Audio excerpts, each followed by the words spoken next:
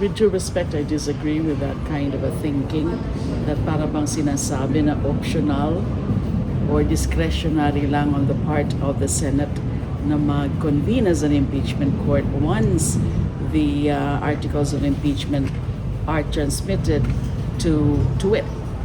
So it's very clear sa Constitution. It's a constitutional imperative.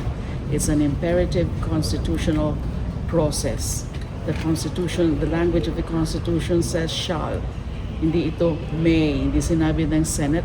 The Senate may convene as an impeachment court once the articles of impeachment is transmitted.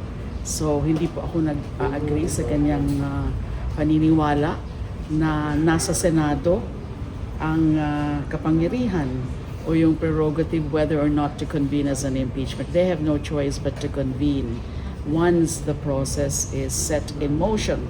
And the very process that sets it in motion is the transmittal of the articles of impeachment from the House once approved by at least 1/3 of its members. And we expect that on Monday or any day close to Monday. Will the They will be plenary violating the Constitution if they push through po na hindi mag-convene? I would think so. I would think so.